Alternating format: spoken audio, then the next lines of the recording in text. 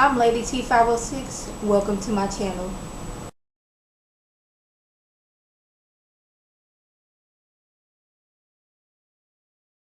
Hi everyone, I'm coming to you today with Love and Hip Hop Hollywood Season 2 Episode 4 review. We starting off where we left off last week with Hurricane Brandy storming into the studio where husband Max is at.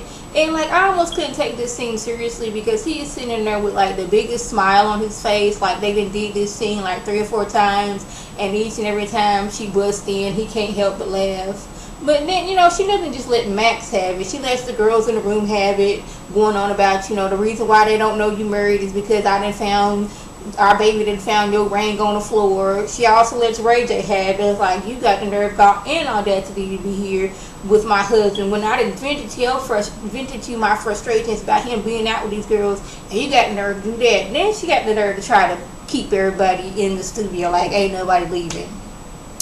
Now y'all know Brandy ain't that big. Like, a good wind will knock her out the way, and she's like trying to get us to believe that she's gonna keep all these people in there. They're like, girl, like he just like blocked her with his body. He wasn't even like holding her back. It's like, okay, y'all, just go ahead and go. This is my crazy wife. Like, I go through this all the time. I know this is kind of new for y'all, but we'll finish this session up again. Like, was anybody even recording music during this studio session? So we have Jason Lee, and right off the bat, I don't really know how I feel about him, and I don't like, judging people like right off the bat, but like hearing him talk, I was like, something about him I don't like, and it's like I just couldn't put my finger on it. Now, I didn't mind that he was plugging his gossip site. It's like, this free publicity. You own this show, they didn't give you a chance to say what your gossip site is. By all means, go ahead and do that. But the whole name dropping, I didn't like. And Kamaya, they know each other, so now she's venting her frustrations about how Fizz played their relationship to the left after, he done introduced her to his mama, to his kids, so she feeling some type of way. And I'm like, this dude is a gossip expert, and why you feel that, hey, I should be spilling all his business? It's like, you wanted this business to get out there. And then it was the whole song and dance, the whole old story of, now that we ain't together, now he was so bad in bed he couldn't get up and all this other thing. I'm like, okay, we going to this, you are actually went to this gossip person to gossip about the man you was with. Y'all was fine and cool until he played you to the left. I'm like, really? I thought she was gonna be different. So Miss Nikki, baby, she has a problem with Kamaya as well, because apparently Kamaya going all over social media talking about how she nothing but plastic, but she's kind of right. She's not plastic per se, but she does, like, the way the surgery she had done, it like her body doesn't move like a body should move. It's very stiff. I don't know if like she went to the wrong plastic surgeon, but it would be different if this was the way your body was originally made and she was talking about you, but you paid money to look like this, and it just, like, proportion wise, it just don't look right. So I can understand you being mad for her coming at you, but like, you did pay for get your body to look like that. So now Ray mad because Princess is out living her life and having a good time when she should be her tail at home. But she's like, I've been at home for 2 years and you've been out doing whatever you want to do. He's like, he feels that he's a man, it's his God-given right to be out there and doing whatever he wants to do and having fun, and she should be at home, staying at home, waiting for him and not having fun. I'm like, really, right there? And the sad thing is, I think he truly believes that, like, she can't go out and have fun with her girls. She got to stay at home. He can be all out at the Love Shack office apartment building, but she got to be at home. She can't hang out with her girls. She can't spend none of her girls' house. She can't do nothing. I'm like, I'm really need Ray J to sit down somewhere. And like, how are they still together? Like, he lied to you, but y'all still together. Like, they storyline is like giving me a headache. I'm like, we are 4 episodes in, and these two are sitting there like I guess they are together. Don't know why. He clearly doesn't respect you, and you still staying there. But hey, if that's the life you want to live, then I guess go ahead and live it.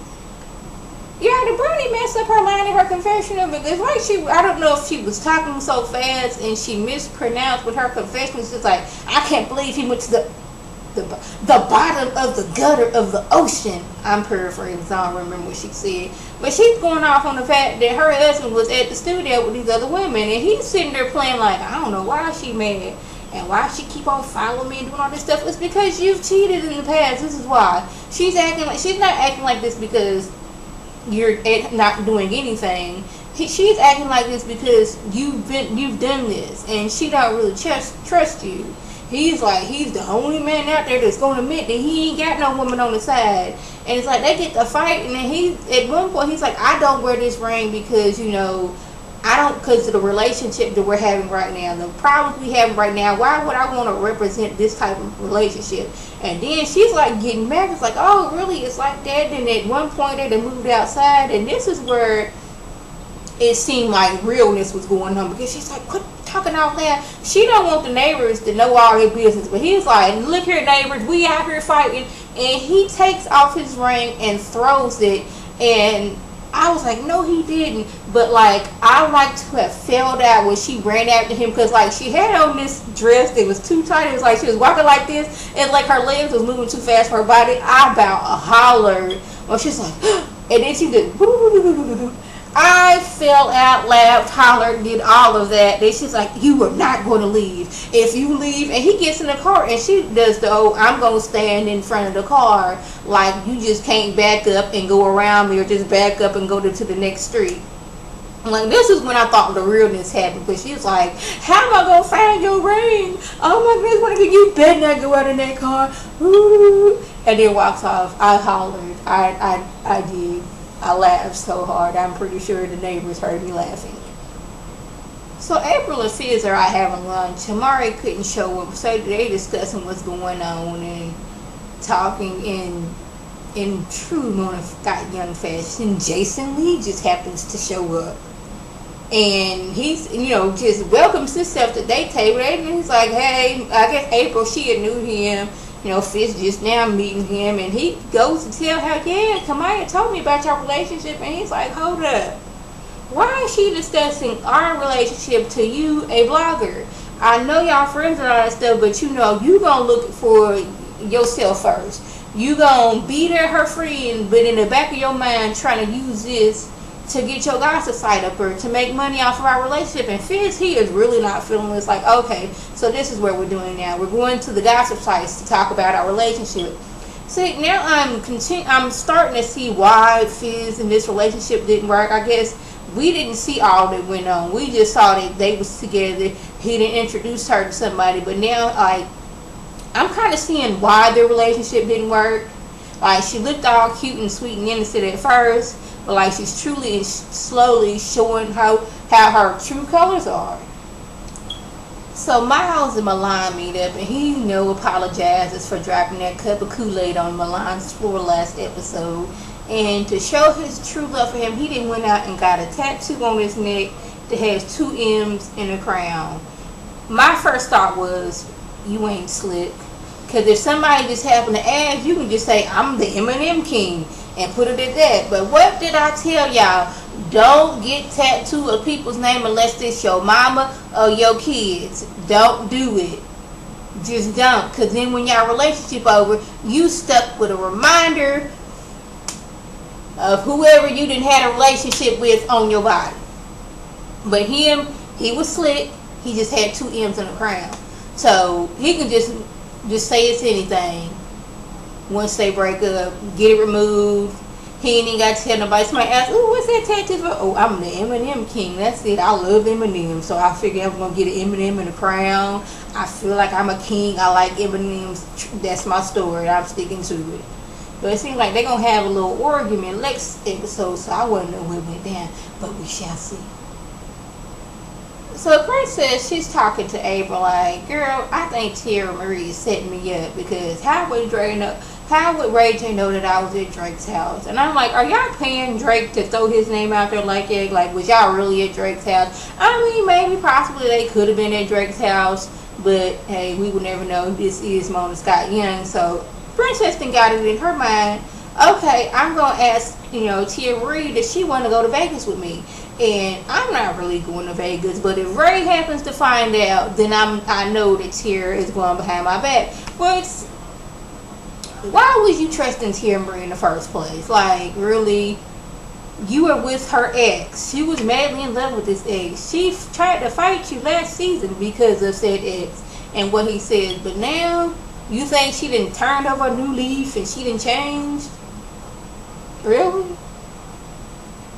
So Nikki goes to Jason Lee to get some exposure for her lingerie line, which I was like, you got money. What you going to him for? But I guess you trying to get something for the cheap or for the free. If you can afford to get billboards, commercials, place in the magazine, all that good stuff. But I guess this is the storyline we're going into to get this started. She's like, yeah, my friend Hazel-E, she's a publicist. She gonna be here. He's like, child, Hazel-E ain't no publicist. When she came to town, she needed some work, and she was basically like an intern. Work for free. Get some experience. That was it. And Hazel-E gets there, she's like, boo, I was a publicist. That probably wasn't my, I didn't go to school or whatever you're supposed to do to become a publicist, but I was getting people exposure. I was getting people's name out there. I was doing my job. At one point, they got to arguing back and forth, and he like throws a glass in her face. I was like, really? This is what we're doing? We're throwing glasses at people? I was like, I knew I didn't like that man for some reason, and this is proving what was. I didn't know that this was gonna happen, but that's like this right here shows me why I didn't like him. I felt his vibe. And then I'm like, Hazel, boo-boo, what's going on with y'all? Here is yet another time when Hazel wig was not on point, because all it took was a fourth of a glass of water to touch the hand and her wig almost knocked off. Like, really? It's like, didn't nobody decide to make sure it was secured and pinned down? Because when she was wiping off her face after, he throw that fourth of a glass of water in her face, she almost knocked her own wig off just patting it. And I'm like, that should not happen. Your wig should be safe and secured and pinned down so stuff like this wouldn't happen, because a fourth of a glass of water and a touch of a hand should not be knocking your wig off. Showed her hairline and everything. I was like, oh, poor Hazel, she can't win for losing. Like, this is the second time. That's like the second episode in a row when her wig then almost blew off. And this stuff should not be happening.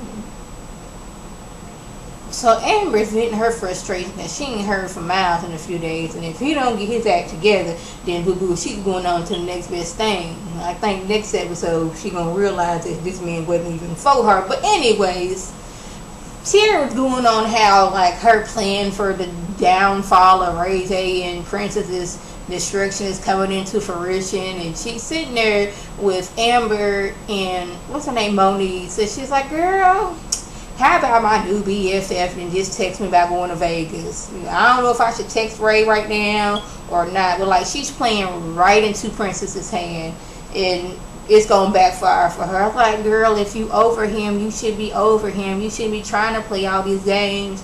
But I don't know. Maybe I don't have that in me. Like, if we break up, then I'm out here trying to destroy what y'all have. You should be worried about trying to find you somebody new and getting over that person. Somebody new and better.